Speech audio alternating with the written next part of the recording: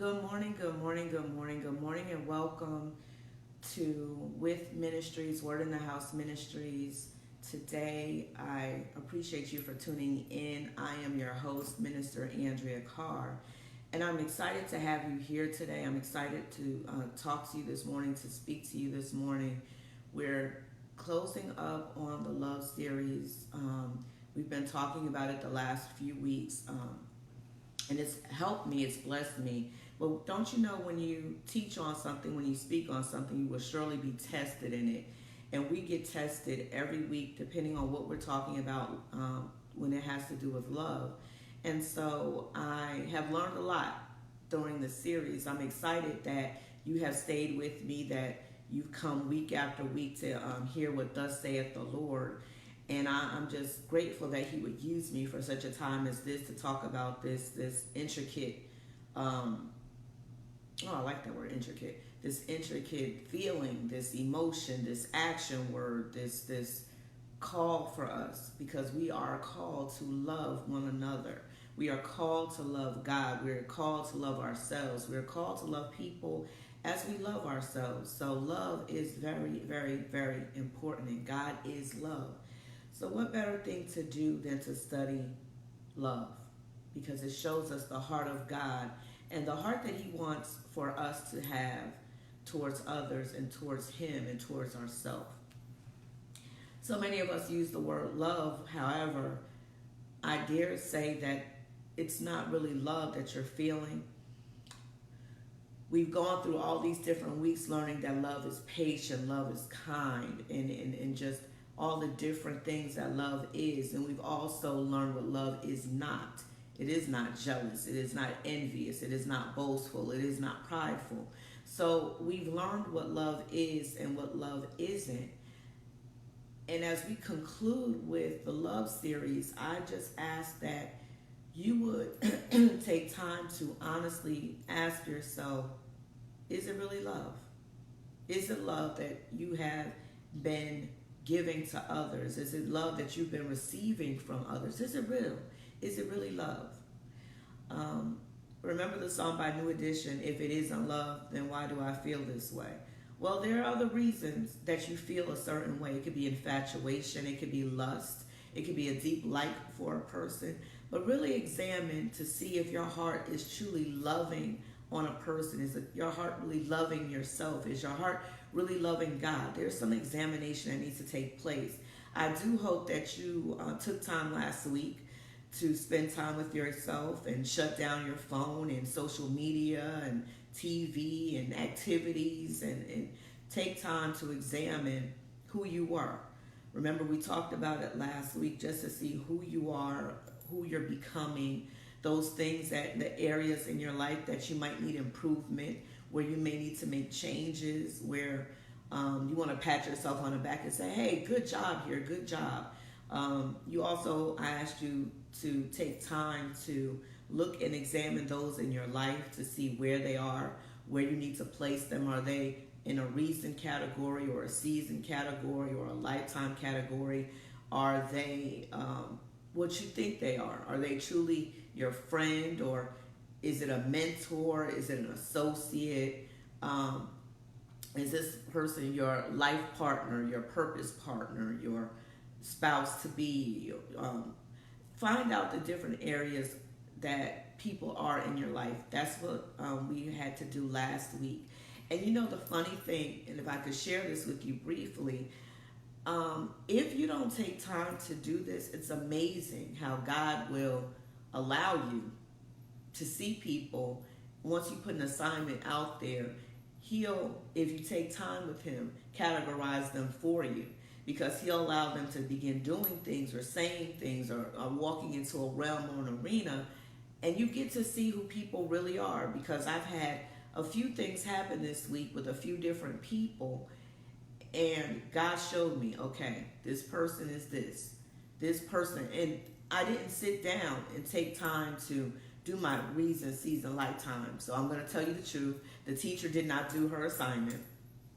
But it was funny that God had me doing the assignment, even though I had not prepared myself to do it, even though I didn't take the time actually look at people, he showed me people this week, and there were doors that I closed, had to close this week, and there were people who I had to recognize who they were in my life and be okay with them being in that area of life. So if you haven't had an opportunity to take some time to examine yourself, to examine where you are, to examine if there's any areas of improvement that you have, because remember, that was first part, and the second part of that was once you saw some areas of improvement, some areas that you needed to change, some areas you needed to grow, or some things you needed to walk away from, the next step was to make some plans to do that.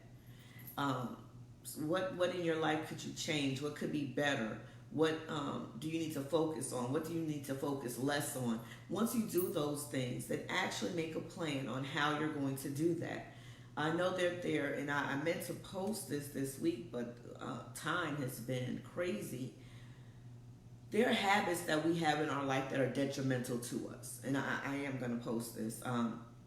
There are some things in our life that we're doing consistently that have become habits that are detrimental, that are taking life away from us. They're sucking life out of us. They are not allowing us to go to another level that we need to go on. There's some things that need to end in our lives, and we're doing it. We can't blame other people. It's things that we've picked up, and because it's become a habit, and we know that a habit can happen with at least 30 days of repetition.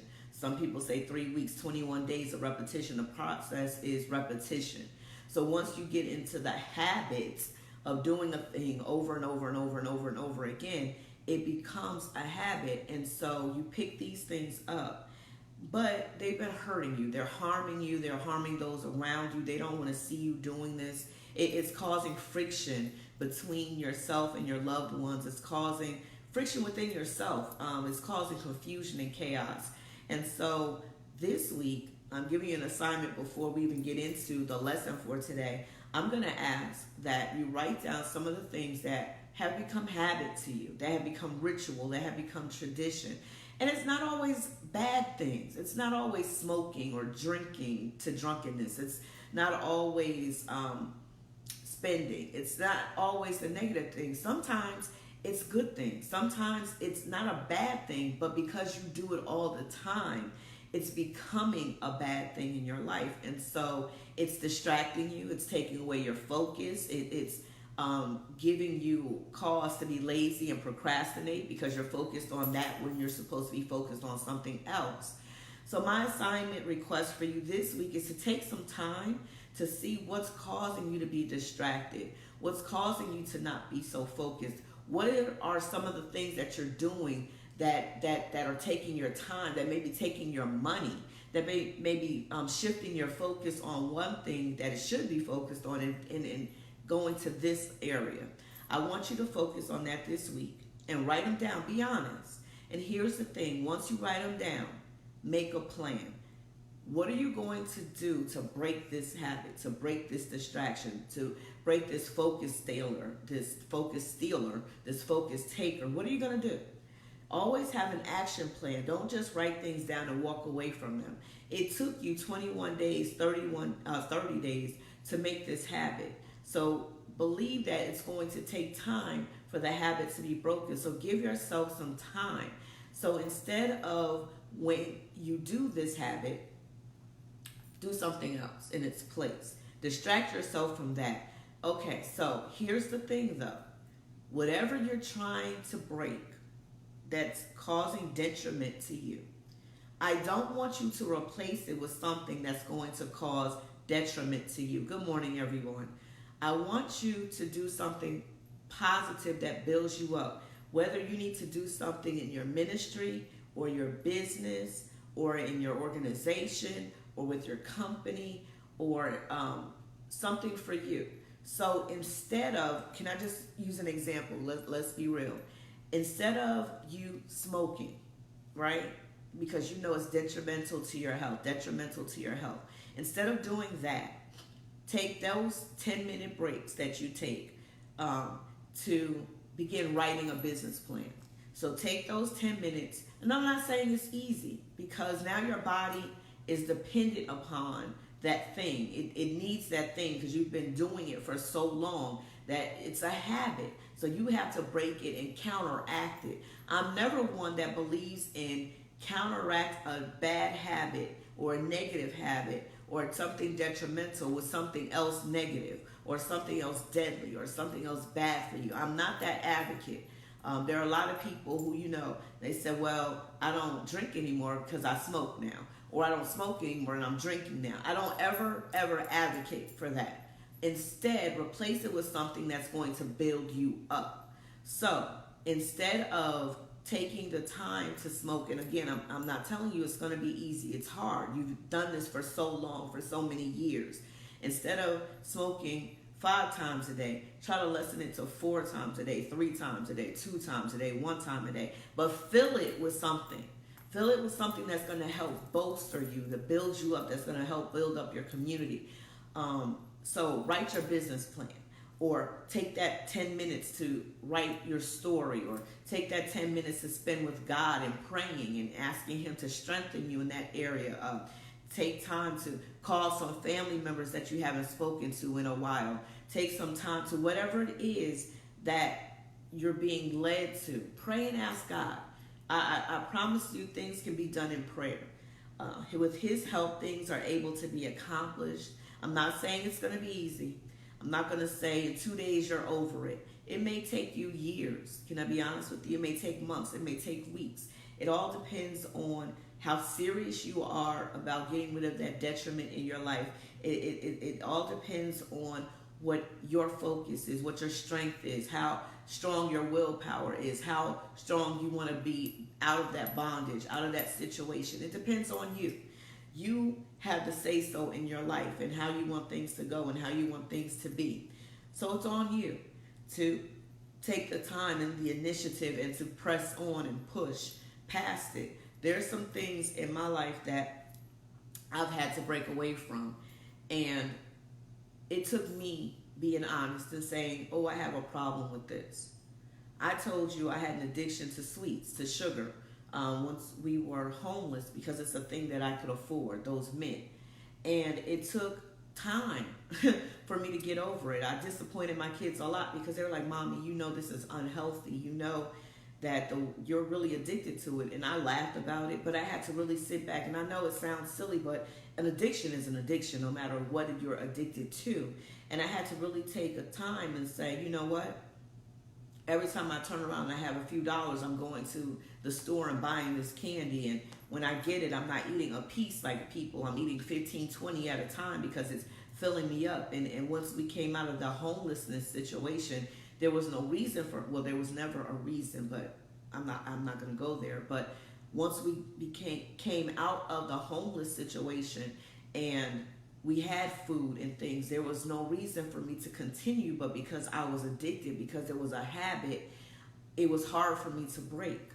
And so I don't judge people for addiction. I don't judge people for habits, but I'm here to try to help you to break them and to come out of them. And I'm using myself as an example to let you know I'm not just speaking out of, what I've heard. I'm speaking out of what I know. And what I know is that I was able to do it after time, and I didn't replace it with something else that I could be hooked to or that was bad for my health or, bad for my situation. I actually just went through it and walked away from it. I didn't replace it. And so I say to you today, and God put it on my heart this week, and I should have posted when I heard it in my spirit, that there are some habits that you need to walk away from. There's some things that you need to be freed of. As we're getting better in life, we really need to get better in life and just do some things that are going to better ourselves. So we have to be honest. And it's not easy saying I need help in an area, or I lack in an area, or I'm addicted in an area. It's not easy saying that, but it's necessary so that we can break free and move forward and do those things that we need to do. Amen? So I'm not criticizing you, please. I'm not judging you. I'm not saying that because I've gone through it. So I want you to be better, and I need you to go through things that are going to help you to become better. And that's why these assignments are given to you. So this week, what are we focusing on? Breaking habits. We're going to start. You can't, or you may be able to walk away from it in day one, but what we're going to do now is work on breaking habits. Those things that harm us and hurt us, that cause friction in our families and our friendships, those things that are bad for us. We're going to work on that this week. Amen. And you're going to be very honest. And this is between you and God. You can journal it. Remember, I told you journaling helps so much in life. Speak to God, pray to Him. He can definitely help you to break these habits and to do to help you do those things to get you up out of situations. Amen. Well, this week we're talking about love, and we're winding down in the love series, and we're talking about love never giving up. We're talking about love being there, love standing, love not failing. We're talking about love always persevering this week. And you know, you can find love in 1 Corinthians 13, which is what I've been using. And I wanted to talk about this week because there are situations and circumstances where you don't need to give up on love. Now, love is not deadly. Good morning. Love is not dangerous. Love is not hurtful. Love is not harmful. Remember, we went through all of what love is and all of what love isn't.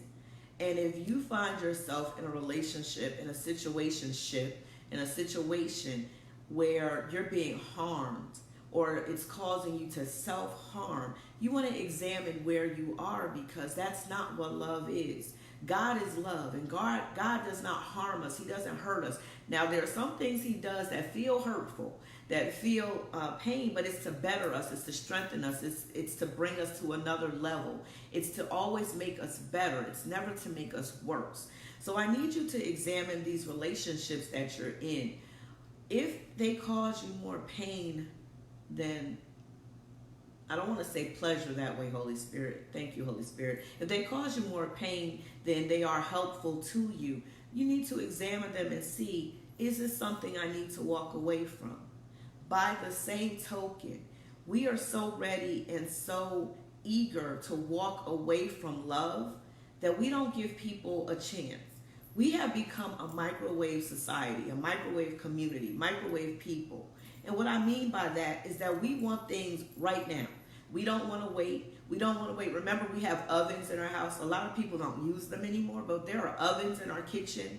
And an oven will cook something precise, but it takes time. Not only does it take time, but it takes heat. And the higher the heat, the less time something takes to cook, right? Microwaves take the pounds or the ounces, the weight of something, and it figures out, okay, in this weight, I can put this pressure on it, this heat on it, and allow it to cook at a faster rate. And I love the microwave, don't get me wrong. There are things that are made for the microwave. However, there are some things that never ever should go in the microwave to be cooked because they're not cooked thoroughly. You can't season them the right way. You can't use certain things to cover. And why I'm saying this today is that we've become a microwave society, a microwave community, a microwavable people, and we expect things that take time, that take heat, that take pressure, that take problems and trials and tribulation to build. We expect to put them in a 2-week situation. We expect them to work out in a week's time, where when they don't work out in a week's time, we want to walk away from it. We want to move on. We want to it didn't work. You know, I used to talk to my kids. Well, I still do about this because now I have my youngest are in high school. But when my oldest was in high school, we used to talk and she would say things like, hey, you know, so-and-so is in a relationship, right? And when 9th grade, I would tell my daughter she was too young to date. So sometimes she would come to me to say this as a, hey, my friend is dating, why can't I? You know, kind of thing. But it came to a point where she would tell me, so-and-so is dating and they're in a relationship. And I kept my views to myself sometimes I didn't. I'm going to be honest with you. And then like a couple of weeks later, she would be like, hey, so-and-so's in a relationship with. Then a couple of weeks later, she'd be like, hey, so-and-so's in a relationship with. And finally, I had to say, wait. Did you not just tell me a couple of weeks ago that she was in a relationship with? Or did you not tell me that he was in a relationship with? I don't understand how they're now in a relationship with. And so what my daughter and I began to see was some things that were happening in the lives of some of her friends. And they were jumping from one relationship to another relationship to another relationship.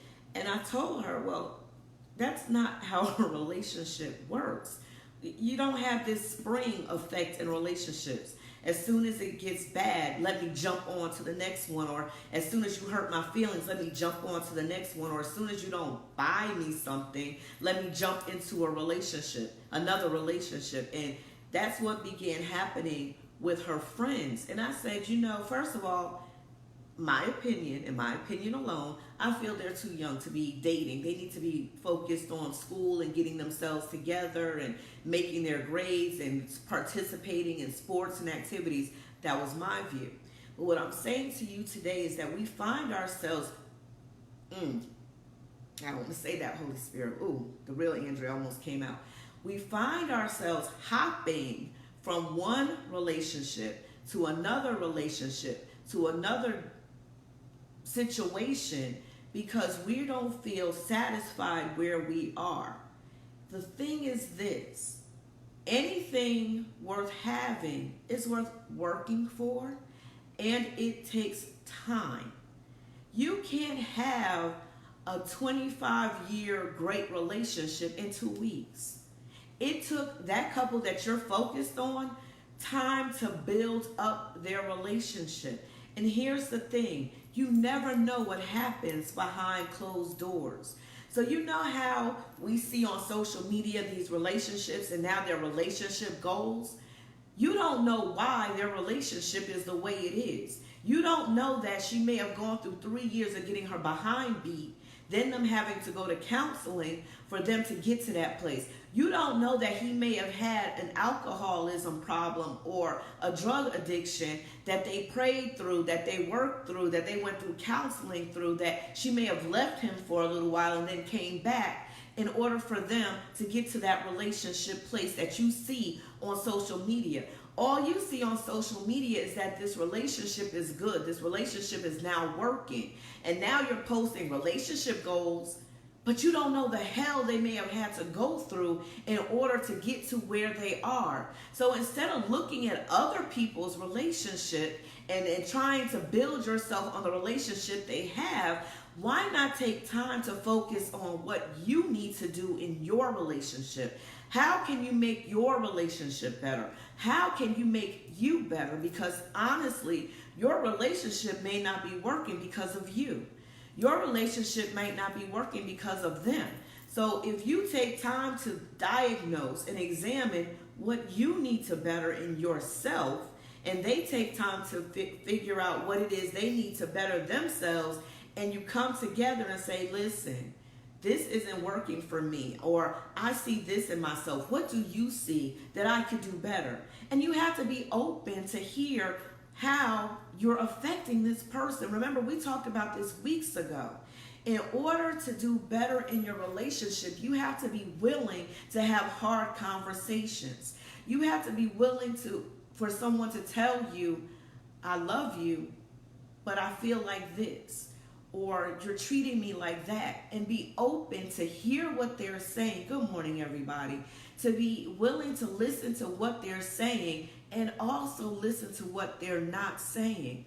A lot of times people don't say what's truly on their heart because they don't want to hurt your feelings, or they feel that you're not going to accept what they're going to say, or they're going to cause some friction. So you have to have the heart of God, the ear of God, to hear what's not being said and look at their actions. Pay attention to what they're doing, and that will help you in bettering your relationship. Instead of looking at other people who have been married 50 years and saying, that's what I want, say, I'm in a relationship and I want the best of the relationship that I'm in. So let me do the work that it takes to build this relationship. We may be on two separate sides of the bed. So what can we do that we become one, that we get back, that we bridge this gap that has come into our relationship? And can I tell you something? And I'm going to be really honest with you. Bringing another party into your relationship will not help your relationship. Bringing in, okay, so here we go. Let's talk about it. You do realize that infidelity comes in different forms. You have affairs that are physical. You have affairs that are emotional. You have affairs that are mental. You have affairs that are spiritual. Can I be honest with you? Bringing another party into your marriage is not going to help it work. Yeah, you think that you're being innocent because you haven't physically done anything. However, when you're talking to someone else, you open up to the doorway to feelings for that other person, because now they're coming in to help and to be there for you. They're the listening ear that you need, but the listening ear needs to be your spouse. How are you going to fix what's going wrong in your relationship if you're not talking to your partner? That's in marriage, that's in dating, in courting. You can't fix it if they don't know what's going on, but yet you're talking to this third, fourth, or fifth party about what's going on, and they're giving you advice. That's if their heart is pure and they want your relationship to work. But you also have to watch out for those people who don't want your relationship to work, because they're not going to give you sincere advice. They're going to tell you things so that you two separate because they want to be in that spot. That's why it's so dangerous to include someone else in your relationship.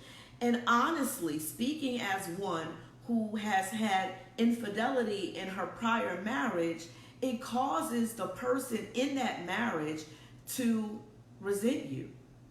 I had feelings of resentment when my spouse was talking to outside sources, because I was like, first of all, why do they need to know what's happening in our relationship? And secondly, why didn't I know? Why didn't you tell me? Why didn't you talk to me? I'm in the relationship with you thinking we're okay, but you're telling this to this person, or you're saying this to that person. Love never gives up. So if you truly say you love a person and you're truly bonded and sealed with this person, why wouldn't you want to do the work? Why would you want to walk away? Now, I'm not talking about abusive relationships. I'm not talking about infidelity. I'm not talking about those. Why? Because those are at your discretion. I can't tell you to stay somewhere and it's harmful and hurtful to you. My conscience won't allow me to say that, because I know God wants what's best for you. He doesn't want you to be hurt and harmed. So that's on your decision, your thinking. What do you feel about it? Are you able to stay there? Or do you know that if you don't leave, it will be to your detriment? So I can't say that to you. I don't want to address those things. Those are a case-by-case situation and scenario. And you really do need to have someone talk to you, a counselor, your pastor, someone who you know has your best interest at heart. I wouldn't sit here and try to to give you a therapy session in 60 minutes and 90 minutes about that. That's a situation that needs to be handled and addressed case by case. But there's some situations where we're in relationships with people and we are willing to walk away from them because it's not what we thought. It's not what we wanted. It wasn't what we put in our minds. Don't you know that there are people who get married based on a wedding, who get married based on another couple, who get married based on a TV show, a movie, a feeling that is contrary? Because let me tell you, there are people who see a movie where girl is single, guy is single, they're friends, and they date all these other people, and they realize, wow, we should have been together this whole time, and you're great, and you're wonderful, and let's fall in love and get married. And they get that into their system. And now they're like, okay, I want to be married. Look how beautiful it was in that 2-hour movie, that hour and 30-minute movie. I want that for my life. And they get into relationships thinking it's going to be like that movie, or it's going to be like that fairy tale that they were told over and over as they were growing up, not realizing that relationships take work, not realizing, that relationships are not easy. They take work. Some days you like each other, some days you don't like each other. Some days you just want to quiet and they're being noisy. Some days you want attention. Some days you don't want their attention. Relationships are different for every person. But when you are in love, when you love this person, when you have love for this person, this other party, it's up to you to say, things aren't working. Let's try to fix it. Or, I'm not happy. Can I talk to you about it? I want to work on it. And it's not just marriage, though I'm talking about marriage right now. Good morning. But to be honest, it's every relationship you have in your life. Love never gives up, period. The 1 Corinthians 13 doesn't say love doesn't give up on marriage. It doesn't say love doesn't give up in courtship. Every relationship that you say you love someone in, it doesn't give up. And you need to have those hard conversations with people. Listen, I can't talk to you because every time I try to talk to you, you cut me off. Or you're busy, or you don't pay attention. Can I tell you something? My daughter calls it call and response. When she's telling me a story or she's telling me what's going on in her life, the one thing that galls her, that gets on her nerves, is if she's telling the story and I don't say anything. If I don't say, or nod my head, or say, oh, I get it, okay, or I ask questions. She calls it call and response. She said, the way that I know that you're actively listening to me is when I say things that you respond back to what I'm saying. If I don't hear you respond, Mom, it's because I know you're thinking about something else, you're trying to figure something else out, or you're distracted. So when I start talking to you and you don't respond back to me, I shut down. How many people in your lives shut down telling you what they need to tell you because they don't feel that you're paying attention? They don't feel that you are concerned. They don't feel that you care. They feel like you're too busy. They feel like you're distracted. So they don't share with you. And here's the thing. As you're not listening to them, there's somebody on the other side that's listening. This is how things happen. We have to take time with the person that we're in relationship with to say, me and you, this is our time. Let's talk about whatever. What's going on with you? How are you feeling today? And when we ask those questions, mean it. Here's the thing that trips me out. Growing up, my mom would say, I didn't go to sleep with you. So when we saw her first thing in the morning, we had to say, good morning, Mom. Good morning, Daddy. Because they didn't see us all last night. And they're saying it's a new day. Speak to us. And not only that, when we sat at the table, television wasn't allowed to be on. We didn't have cell phones there. The phone, if it rang, it would just have to ring because we were eating together. This was our family time. So whether it was breakfast or whether it was dinner, this was time for us to be. And during that time is when we would talk about it. We need to go back to those days where we spend time together as a family, where spouses spend time together. When you're in courtship, you spend time together, where you put the cell phone down, turn social media off, and take time to be with this person or these people that matter to you. Because yeah, likes and followers and loves are great, but your real life, your home life, your reality is important that you keep building up. So you need to push back away from distracting things and take time to be with these people that you care about. You may not have 30 minutes all the time. So schedule 30 minutes, schedule an hour. Hey, Thursdays are family days. Good morning. Fridays are family time. Sundays, this is what happens. Can I tell you? I was that person. Busy, because I got 15 things going on.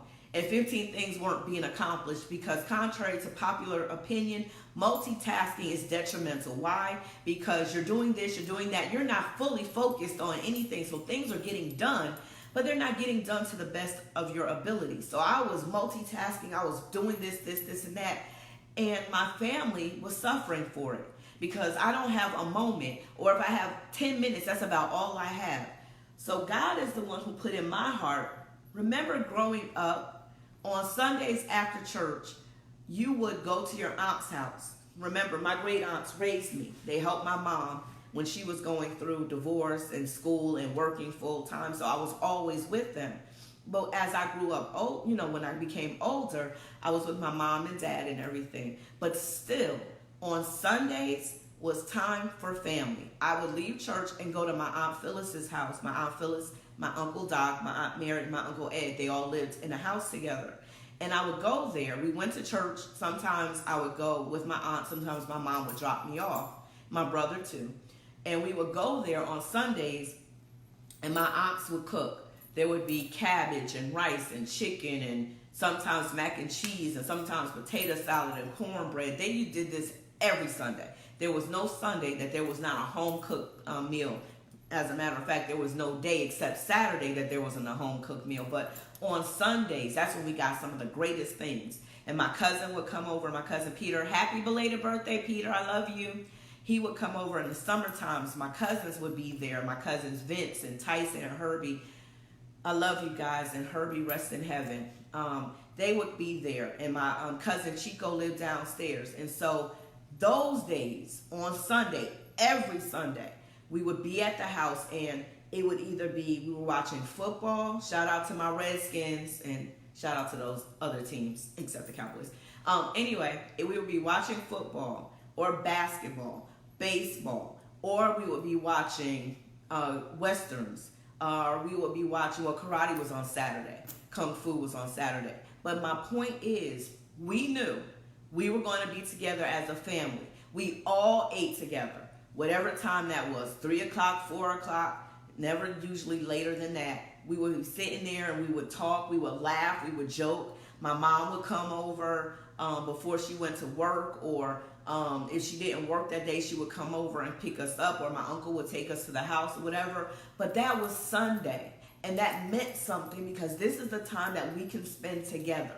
So God reminded me of Sundays, and he put into my spirit, you need to do that with your children. Turn off things. Shut it down. You go to church together. You come home and fix food, cook dinner, home cooked, and you spend time together. Or go do an activity as a family, things that they want to do. And can I tell you, the craziest thing happened about 2 weeks ago, 3 weeks ago. My oldest daughter, because she knew this is where our heart was, we started doing this. The last maybe 3 months, we have been spending family time together on Sundays. She surprised us with a trip to the World of Coca-Cola. She paid for it. She paid for parking, and you know what parking is like downtown Atlanta. But she took us to the World of Coca-Cola, and it meant a lot to me, not only because she sacrificed her money, but because family time became important. I see it again in her. She had this growing up when she was younger, but it had been many years, and my youngest children didn't get to partake in it too often. So it mattered to me because now here she is. We are together as a family, spending time together. I didn't have the phone on except to take pictures because I love World of Coca-Cola, and we went through all those 100+ sodas, and I'm still reeling because, I don't drink soda anymore. But I'm saying this to you. Spend time together. Spend quality time. Here's the thing. Just because you spend time together does not mean it's quality. Yes, it is, Javelle. Hey, sis. Hey, we got to get together. You're here in Atlanta now. Quality is more important than quantity. Hear me clearly what I'm saying. Quantity means amount. Quality means the kind that it is. So quality time is important because even if we only have 10 minutes, even if we only have 30 minutes, we're spending it together and it's helpful to us. You understand? as opposed to I can spend 20 hours with you, but I could be on my phone, I could be watching TV, I could be asleep, I could be reading. You're there, I'm here, but we're not spending it together. We haven't gotten rid of the distractions and the people coming in. And this season of your life, and I'm speaking to somebody, quality is more important than quantity. You not giving up on love is important because you are with the person you're supposed to be with. God has melded you together with someone. And I don't know who this is for, but it's on my heart to say this. But you don't spend quality time. Your time is busy. You're busy getting likes on social media, and you're not looking at the person who is in your life that is sacrificing and trying to be with you. This season is important. You do realize that life is not promised, right? You realize that it seems as if life is getting shorter and shorter and shorter. I remember being a kid, and it seemed like the elderly were around a long time because great-grandmama and great-grandmama were around. Now, my children only have a grandmother that's alive. They don't have their grandfathers. And so I'm saying this to you to say that God is building up relationships. He's putting relationships together. Good morning, Charlie. He's putting relationships together, and he's sealing them. And they may not be what you see on TV. They may not be what you see on social media. They may not be relationship goals, but they're godly goals. And this is what I wanted to say, because we're so big on looking through windows and glass at other people, and their relationships look so good, so wonderful. But in reality, they aren't. You're trying to pattern yourself after people who are miserable. See, on the outside, they're matching. Her hair is done. His hair got a fresh cut. They got on the latest Balenciagos or the Louboutins, or, you know, she's got the latest, I can't think of anything, latest name brand bag. She got the latest outfit on. They're driving the newest Mercedes, the newest Ranges, the newest Lambos. They have this house on the hill with 6 bedrooms, 5 bathrooms, a finished basement. Oh, they got money. They're going on trips. They're going here. Every time you look at them, they're on some coast, some island, But reality is when they go home and behind closed doors, they don't even spend time together. They're not even talking to each other. He's beating on her. She's drinking alcohol because she's trying to cope. He's cheating. She's cheating. But you are building your sights on them because they look like the newest it couple. On social media, they giving advice. They telling you how they got it done. They've been together 25, 30, 35 years, and we got it all together. We're building businesses. We got money coming in from the north, south, east, and west. But what good is money when you're miserable? What good is all those name brand clothes when you're crying at night? What good is all those likes on social media when your spouse doesn't like you? Stop building your relationship up based on what you see or you perceive about other people. Everybody is different. Can I tell you something? Remember the shows back in the day, Good Times? Well, James and Florida didn't have it all together. They lived in the projects. But how many times did they come together and laugh, and he hug on her and he love on her? And I'm using this because we're talking about things we see and perceive, right? Good Times, they didn't have all the name brand clothes, barely had food to eat, but they were so in love and together. Then you had the Jeffersons. They were moving on up. Yep, they loved each other, and he showed her love. George and Louise, Wheezy, they showed love. They loved each other. My thing is this. We got to take it back. We have to stop looking at social media and celebrities to base relationship on. You know what we need to base our relationships on? The Bible, on God's word, on 1 Corinthians 13. We need to get to a place in relationships when we're saying, God, I love this man. God, I love this woman. Help me love them. Show me how to love them. What is their love language? What is it that I can do to better this relationship? You have to take stock and time in your relationship to get it better. Yeah, I can tell you 100 ways on how to love a woman, but if you don't do it, what good is it? You have to get to a point and to a place where you're willing to sacrifice, where you're willing to be vulnerable, where you're willing to listen to their heart and say, you know what? I'm not doing everything I'm supposed to do. When is the last time I wrote her a love letter? When is the last time I wrote him a love poem? When is the last time I washed the dishes without being asked? When is the last time I took the garbage out? When was the last time I got her an oil change? When I filled up her tank? When I washed her car? When is the last time I cooked him an extravagant dinner just because?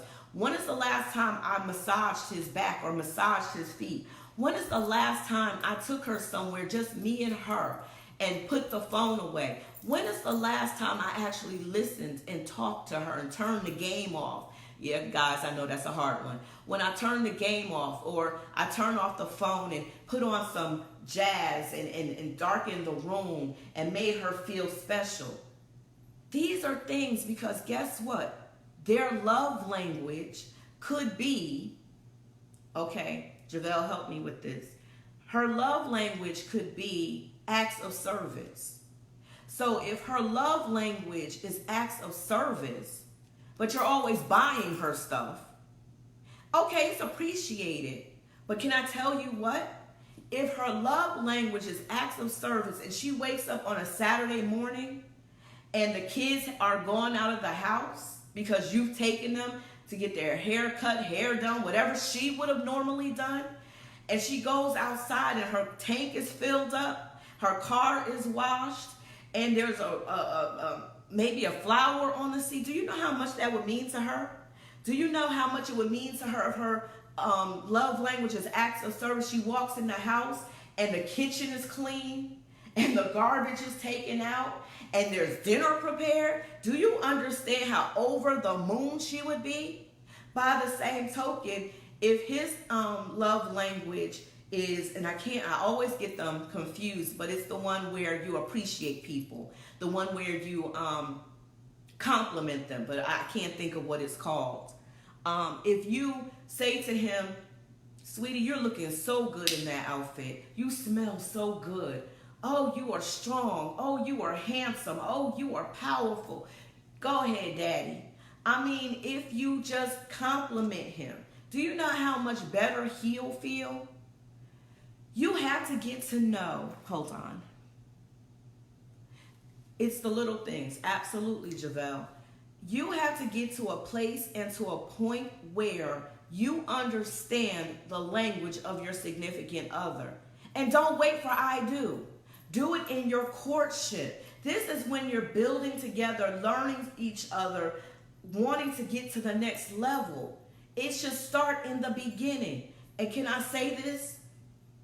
What you start to get them, keep doing. Don't stop it once you get them, because there are going to be feelings of resentment. If you took her out on Saturdays once a month and that was your thing, when you get into courtship, when you get into marriage, keep on doing it, because now this is your thing. So when you stop doing it, she's going to look around like, wait, I thought you cared about me. I thought this was us. This was you sacrificing. So those things that you did to get her, keep doing it. Those things you did to get him, keep doing them. Because they're expecting now, this is a part of our love language. This is our part of our love, our making our love better and better. When you stop doing it, people tend to get resentment. And when they get resentment, it builds up. We talked about this a couple of weeks ago. But I can't speak English. I'm telling you this now because love never gives up. And I need you to build a firm foundation so when you get caught up in the busyness of life, that you have a foundation that's solid If you have a foundation that's built on sand, as soon as the rains come, it's going to fall apart. You know, in the Bible, it talks about the house on the hill, right? So if you're built on a firm foundation and storms come, because we all know that relationships are not 100% great, that there are problems that come in, that we don't like each other every single day of our relationship. There's some bitterness sometimes, some things happen. But if we have a firm foundation built, when those storms come in, we're good because we are strong. And we knew in the beginning what to do to get us okay. So we know now that when the storms come, hold on, back up. I know that us having honest conversations helped. So let's sit down. Let's come to the table. And without emotion, and I mean the anger, the bitterness, because you know sometimes we can come to the table and we have an attitude. We're angry, we're frustrated, and all that comes out on the table too. No. We need to come to the table without those emotions, but our honesty, and say, I'm hurt. You forgot about me. I feel neglected. These are honest conversations that need to be had, and people need to hear it. You teach people how to treat you. And if you take it and take it and take it, you're teaching them that it's acceptable.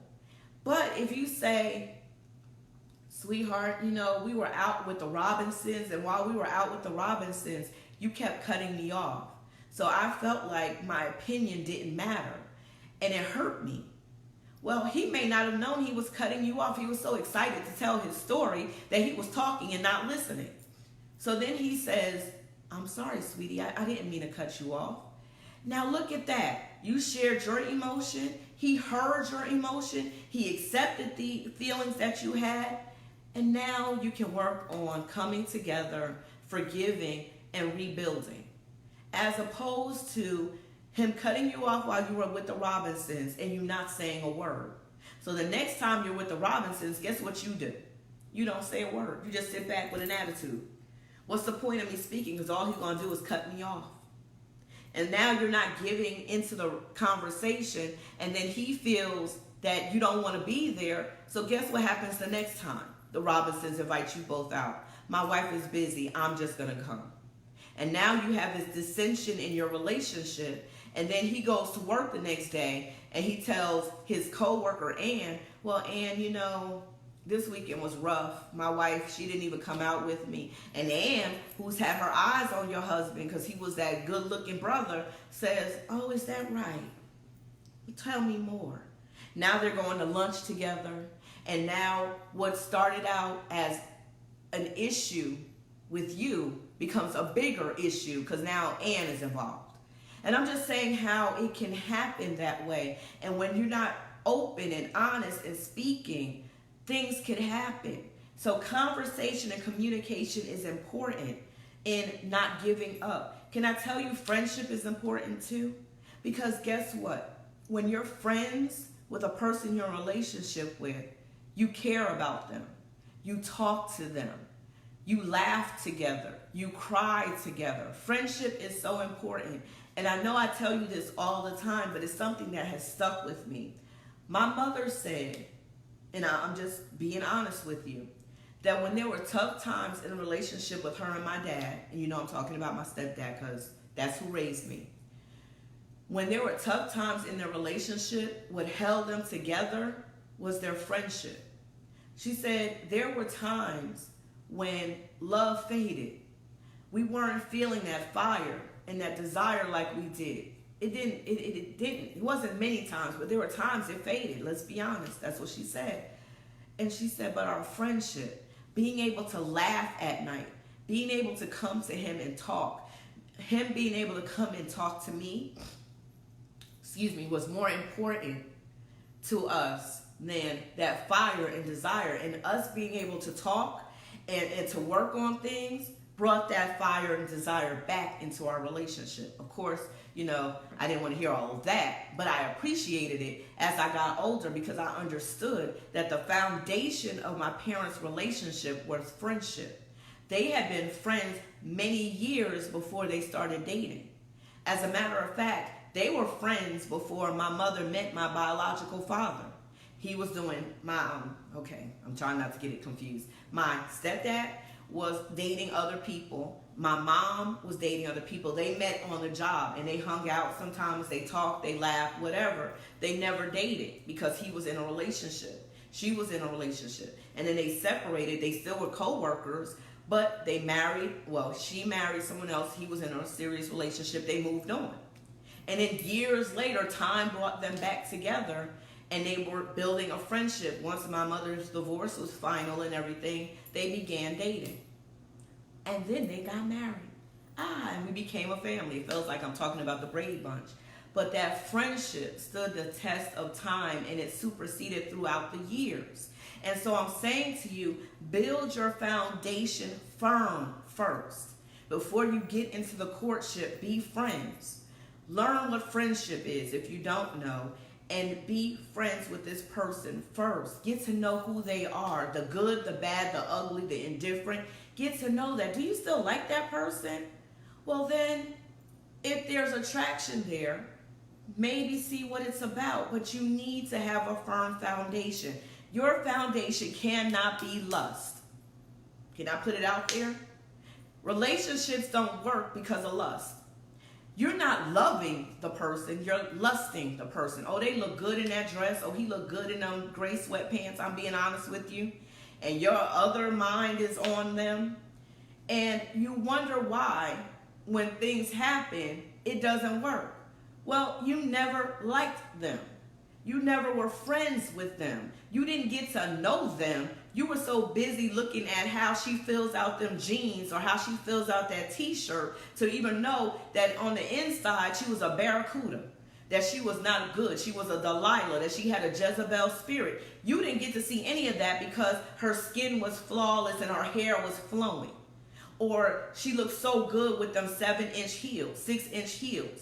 You didn't get to know that he really had the spirit of jealousy and envy and abuse because he looked great on those pics that he took in those gray sweatpants. Or because his portfolio had this in it, because his house was there, because he drove this. You didn't realize that he was going to knock your teeth out every time you looked the wrong way. Or he preferred you to be seen and not heard, that you couldn't even have an opinion in your relationship because you didn't get to know each other. And this is what lust does. Lust doesn't allow you to get to know people.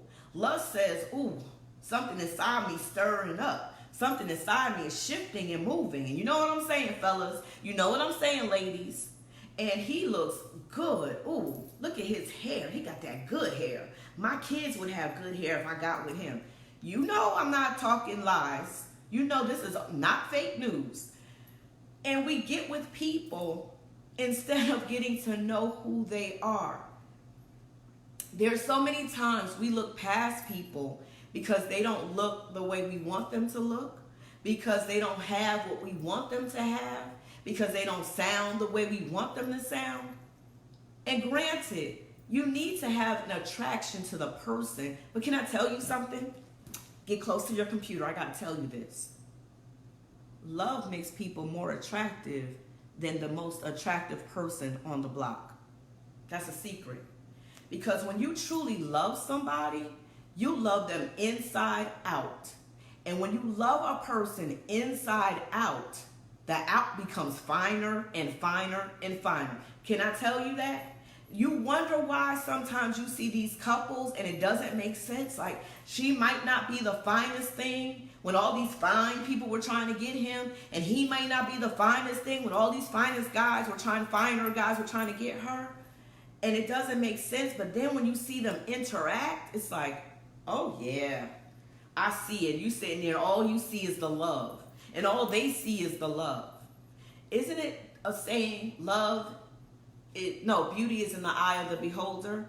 Well, when your eyes are filled with love, real love, I'm not talking about lust, I'm not talking about infatuation, I'm talking about love, the love of God. People, you see them differently. It's like when you first saw them, they were all right. They're all right. They're okay.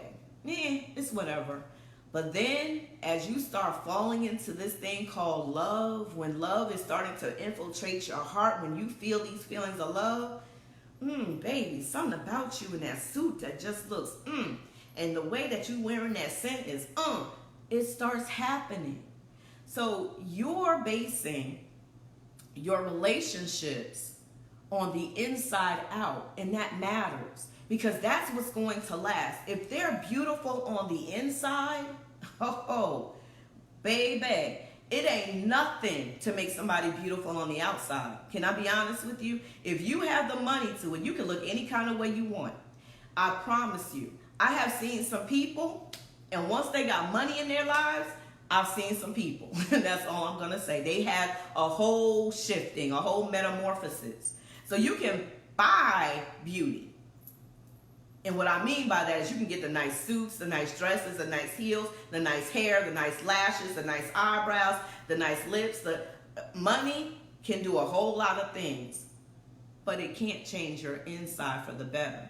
If you're ugly on the inside, I don't care if you spend $10 billion to make yourself look a certain way, you're still going to be ugly.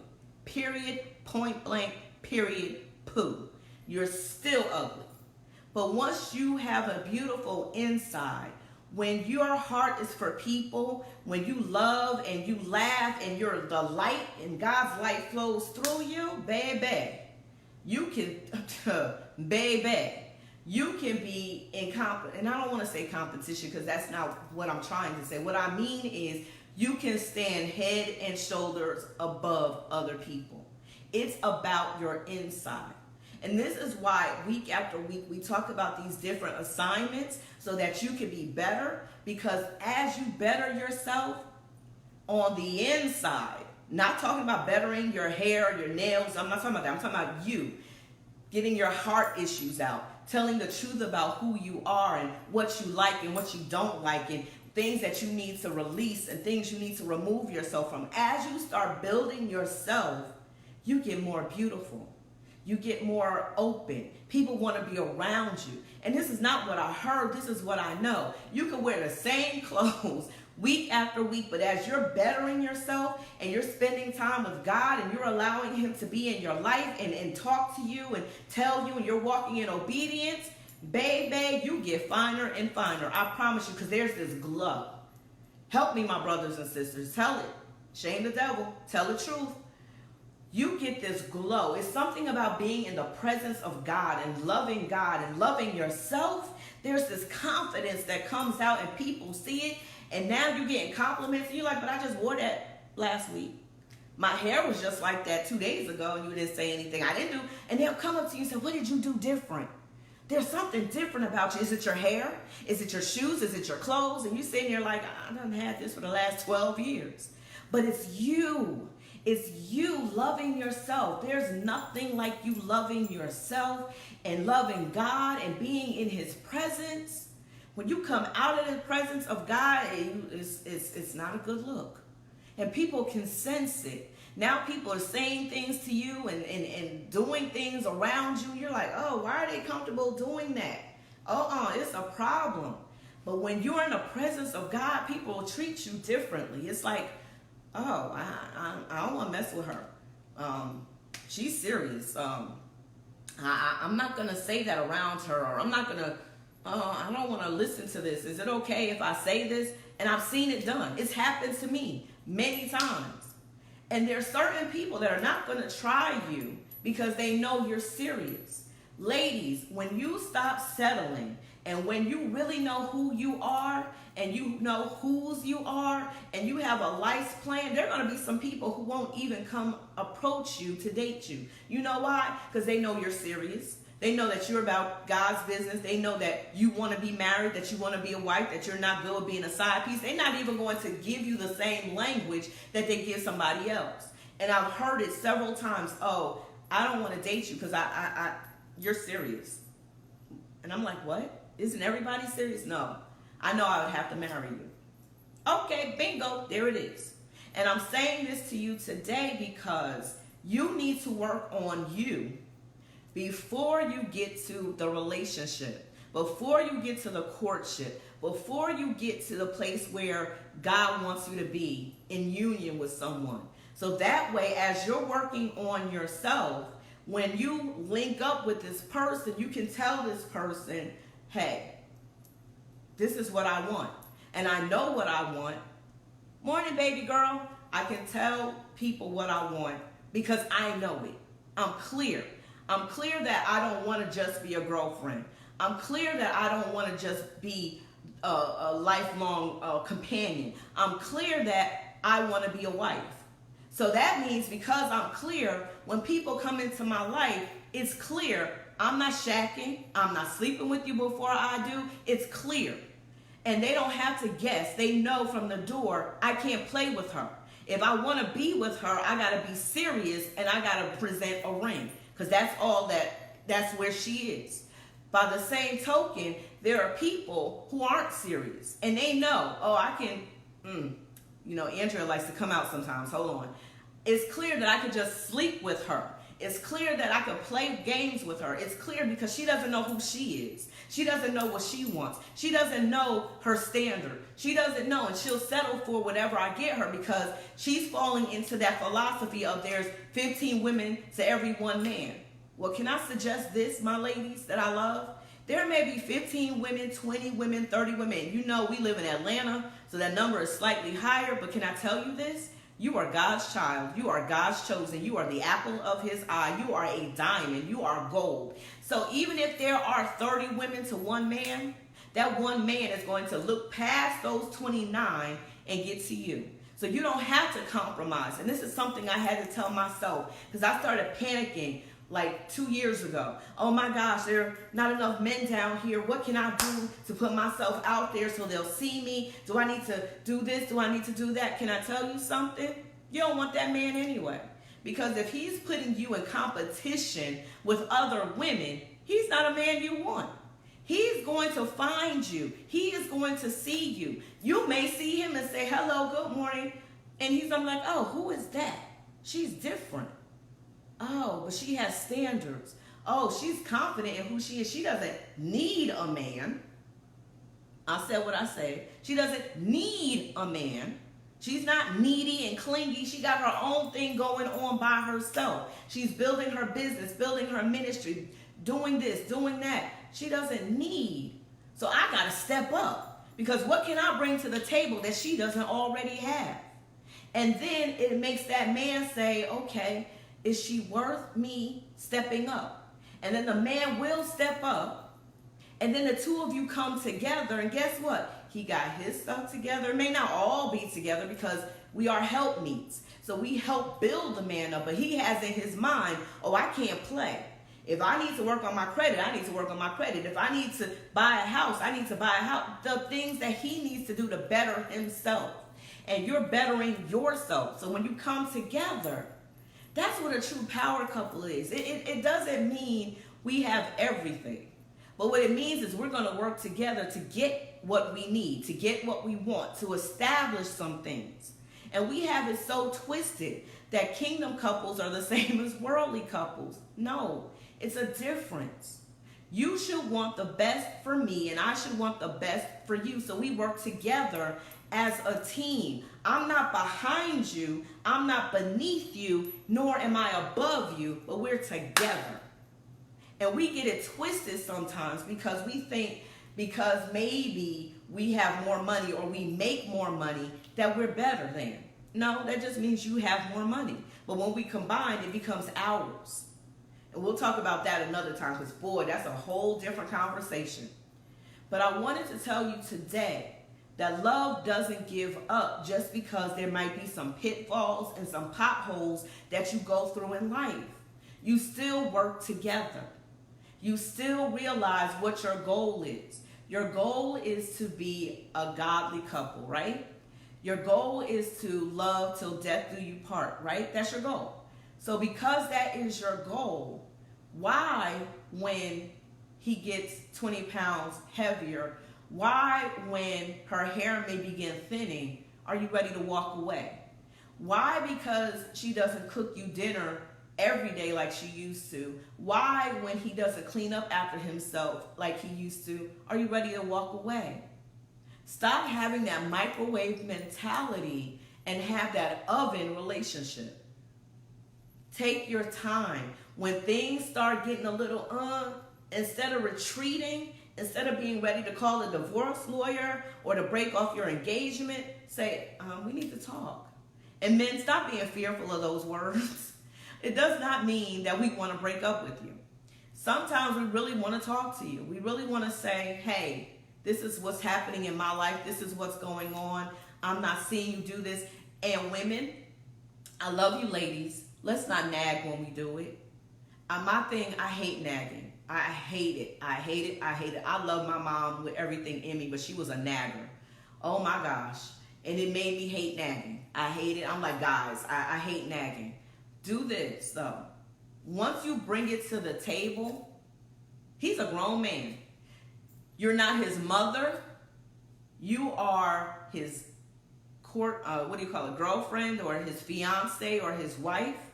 You are not his mama. Do not sit there with your hands on your hips, berating him and talking down to him like he's a little kid. That's not who he is. He is a grown man. And you chose to link with this person, to meld with this person. Instead, come to the table. You see how I'm sitting down? Let him sit down and you say, sweetheart, it would be helpful to us if you took the garbage out. And not wait till the last minute when it's overflowing and there's 5 bags. Can you please just do that? And leave it alone. Don't go up bringing 20 years ago when we first started dating. You used to, no. Address what the issue is. And we talked about that a couple of weeks ago. Tell what's going on right now. Do not keep rehearsing what they've done wrong in the past. You have forgiven it, walk away from it, let it go. You deal with what you're dealing with right here. Sweetie, I don't like waking up in the middle of the night and there being dishes in the sink. So you know if you come and you're a midnight eater, can you just wash up your plate, your bowl, your fork, and put it away? Or put it in the dish rack and leave it there. Gentlemen, same token. Sweetheart, I don't like when you do A, B, and C. It hurts me. It makes me feel. That's how you say it, and you talk about it. You don't nag her, because men can nag too. Ooh. You don't nag, but you suggest things. You speak from your heart. But my whole point in saying this is that you do the work that goes into a relationship. Every day you need to work on your relationship. Every single day. There is so much joy in a godly relationship. There is. I have seen it. I've seen people in it. And I know that what God does is great. So I don't want you to walk away from someone. I don't want you to walk away from a relationship before time just because it doesn't fit today. Because tomorrow could be the best fit. And God's just waiting for you to walk into it. I'm going to leave you with this. And I want you to look at this because you know, I try to line things up. No, I don't try. I line things up with the Word of God and what He gives me. This week, read St. Luke, or the book of Luke, chapter 15. And I want you to read about the prodigal son. And the reason I want you to read about the prodigal son is because it shows a father's love that never gave up. It shows a father whose son left before his time and went and did all kinds of things and came back broken. But a father who still loved his son and didn't give up on him. And it is a direct relation to me in my life with God. And how God is a loving God, a loving Father, who as much as we do things and walk away from Him and turn our backs on Him, is still waiting for us to come back and say, I'm sorry, I've sinned against you. Please forgive me. And He's there with open arms. And that is such a good picture of relationships, whether it's a courtship relationship, whether it's marriage, whether it's friendship, whether it's the relationship between parents and children, grandparents and grandchildren, whether it's in your business relationships and associations. Love never gives up. You should want the best for the people in your lives. You should want the best for your life. Don't give up on yourself either.